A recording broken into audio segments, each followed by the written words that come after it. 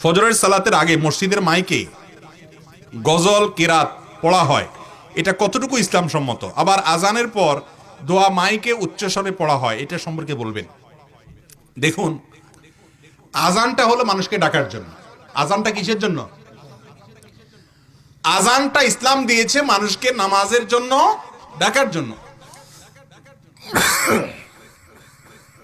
এখন আজানের আগে যদি ডাকেন অথবা আজানের পরে যদি আবার ডাকেন মাইকে, তাহলে সেক্ষেত্রে আল্লাহর ডাকের সাথে আরেকটা ডাক যুক্ত করে দিলেন না আপনি। এটার নাম বেদাত। এটার নাম কি? মন গড়া। মানুষকে নামাজের জন্য আহ্বান করার পদ্ধতির নাম হলো আজান। সেই পদ্ধতির নাম কি? হাইয়া আলাস সালাহ, মানে কি? নামাজের দিকে আসো, সালাতের দিকে আসো। আজানটা হলো সালাতের প্রতি আহ্বান। আপনি কি করলেন? সালাতের মধ্যে আজানের পরে আবার ডাকলেন। অনেক মসজিদে হয় এটা। আজান শেষ 10 মিনিট আগে আবার বলে সালাতের আর ফজরের নামাজের আর 5 মিনিট বাকি আছে, 10 মিনিট বাকি আছে। এগুলো উচিত না, এগুলো উচিত না। কেন উচিত না? কারণ হলো এটাও এক প্রকারের ঘোষণা। সালাতের জন্য শরীয়ত একটা ঘোষণা রাখছে, আপনি আরো 2-4টা ঘোষণা দিলেন। আমার কথা কি বুঝতে পারছেন? ইসলামটা হলো প্রিয় নবীজিকে অনুকরণের নাম। কোনো সন্দেহ আছে? তিনি যেভাবে করেছেন সেভাবে হুবহু করা। আপনি যদি তার সাথে কোনো কিছু যোগ করেন, এর নাম বেদাত। কোনো কিছু বিয়োগ করেছেন, এর নাম বেদাত। কোনো কিছু মন গড়া করেছেন, এর নাম বেদাত। অতএব আজানের আগে আর পরে আর কোনো ডাক নাই, ডাক একটাই, আজান। কথা বুঝাতে পারছি? হ্যাঁ, ইন্ডিভিজুয়াল ব্যক্তিগতভাবে একজন আরেকজনকে স্মরণ করাইতে পারেন, সেটা ভিন্ন বিষয়।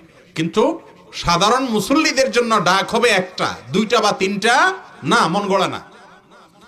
আবার অনেক এলাকায় আজানের আগে থেকে চিল্লাচিল্লি শুরু হয়। তাহাজ্জুদের নামাজের জন্য অনেক সময় ডাকাডাকি করা হয় অনেক এলাকায়। এটা তো কোনো অবস্থাতেই জায়েজ নেই। এটা তো সরাসরি গুনাহের কাজ। কারণ তাহাজ্জুদের নামাজের জন্য আপনি মানুষকে ডাইকা তুলবেন, আপনাকে তারা কন্ট্রাক্টরে দিছে? এটা দেয় নাই। ফজরের নামাজের জন্য আজান আছে, তাহাজ্জুদের জন্য আপনি রাত 3টা, 3:30, 4টা যদি আজান দেন সারা বছর, তাহলে সেক্ষেত্রে সাধারণ মানুষের ঘুমের ডিস্টার্ব হবে। অমুসলিম আছে, বাচ্চারা স্কুলে যাবে, অসুস্থ মানুষ আছে, ভোর রাতে হঠাৎ করে আপনি মাইকে ডাকতে থাকবেন, এটা জায়েজ নেই। কথা বুঝে আসছে? আপনি তাহাজ্জুদের আজান হাদিস দ্বারা সাবেত, সেটা যদি হয় ভিন্ন কথা।